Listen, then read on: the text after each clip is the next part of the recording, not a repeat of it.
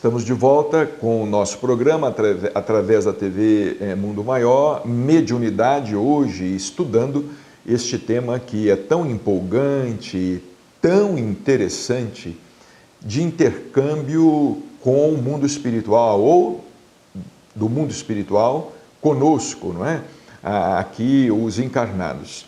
Em um dos nossos programas anteriores, nós chegamos até a fazer referência a uma mensagem muito interessante recebida por Chico Xavier há muitos anos atrás, em que o Espírito diz o seguinte, que ele chama a mediunidade de túnel luminoso, ele compara a mediunidade a um túnel luminoso que está sendo construído entre as duas vidas.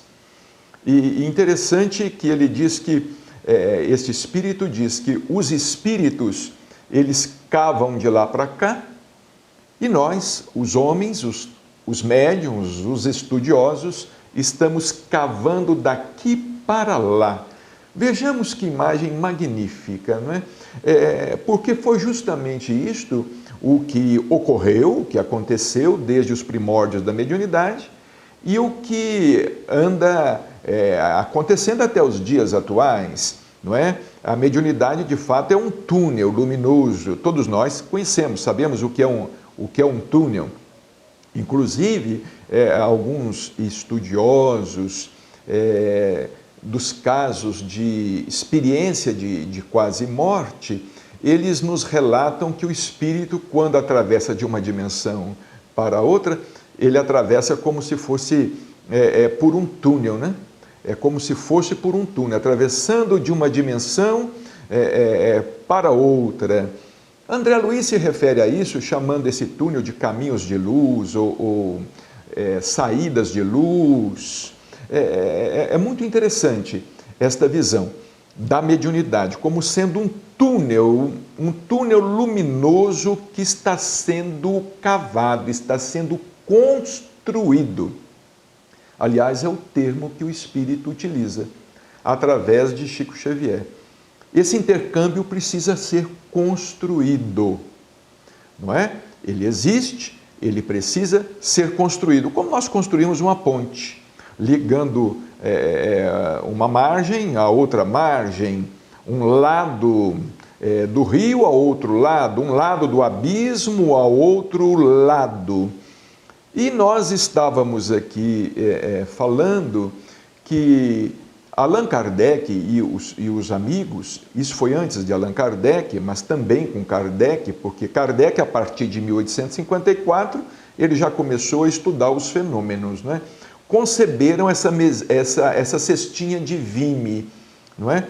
E se amarrava um objeto de escrita, vamos dizer, um lápis, não é? Um objeto de escrita, e essa mesinha, então, se movimentava sobre a ardósia, sobre a pedra.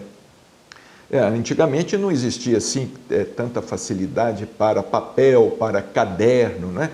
Como os alunos hoje vão à escola, levam diversos cadernos, o papel hoje é muito fácil, não é? E até não estão mais levando quase cadernos, leva computador, vamos dizer, é o netbook, né? Estão levando isso hoje nas escolas, mas aquela época, no século XIX, não é?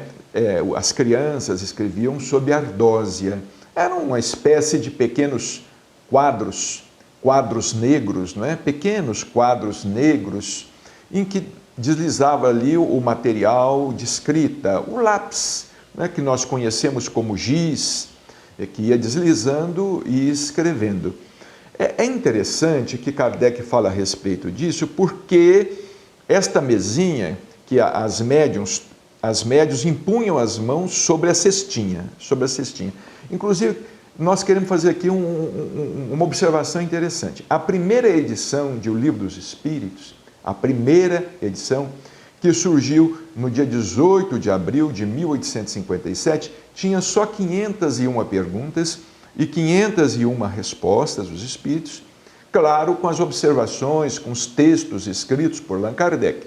Magníficos os textos, tão magníficos quanto os escritos, as respostas dos Espíritos. Muita gente fala assim, olha, o livro dos Espíritos foi psicografado. Ele não foi concebido pela chamada psicografia direta, mas sim pela psicografia indireta. Porque até então, nessa primeira edição de O Livro dos Espíritos, os médiuns não empunhavam o lápis com a mão. Isso foi no estágio posterior. Os lápis, o material de escrita, o lápis, vamos dizer assim, ele era amarrado a cestinha de vime, não é? Às vezes ele era amarrado perpendicularmente, o que dificultava um tanto também a escrita. Depois o lápis começou a ser amarrado um pouco inclinado.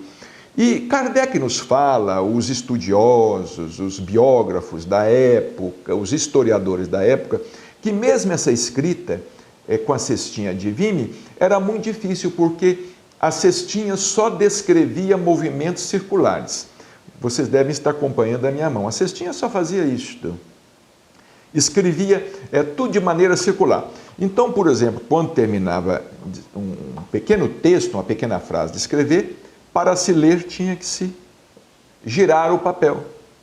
E não tinha ponto e vírgula, não tinha parágrafo, absolutamente nada. Não é? Allan Kardec tinha que ir girando. Aí entrou o trabalho do codificador, do pedagogo, do professor, não é? Porque os espíritos escreviam, mas coube a Allan Kardec pontuar muita coisa, colocar parágrafo em muita coisa, virgular as frases, acentuar as palavras, corrigir, enfim, a redação, que era feita de uma maneira muito arcaica, não é?